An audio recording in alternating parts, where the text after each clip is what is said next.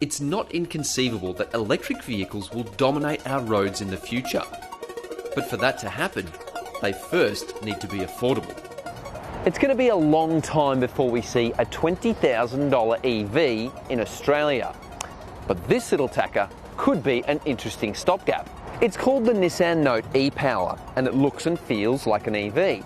But unlike all EVs, it has no plug. So how do you charge it? Well, you don't. This does. It's a small 3-cylinder engine, and it acts purely as a generator. The only thing driving the front wheels is a small electric motor.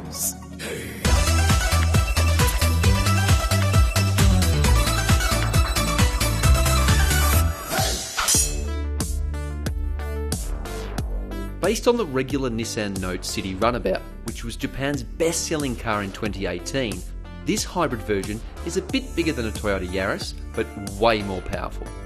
This petrol-powered EV accelerates with real gusto.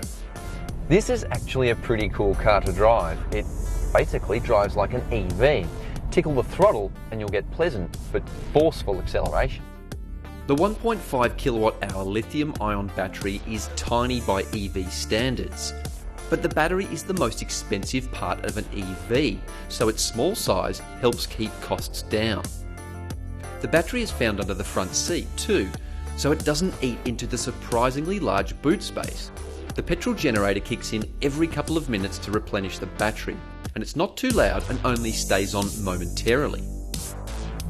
So what's the range in this intriguing little quasi-EV? Well, it's got a 47-litre fuel tank, and if you do the maths, that equates to a theoretical range of 1,300 kilometres per tank.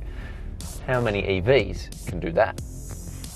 It is a little disconcerting that the revving of the engine has no relation whatsoever to the driving of the wheels, but you get used to it. Thanks to its high roof, this 5-door, 5-seat compact car has a surprisingly spacious interior. Upright windows make for clear sight lines, which is great in the big city. The anchors don't feel too woolly either, despite the regenerative braking setup that scavenges energy under deceleration. But to be frank, there aren't many things to complain about. This is a very cool petrol-powered EV with a massive cruising range and excellent functionality.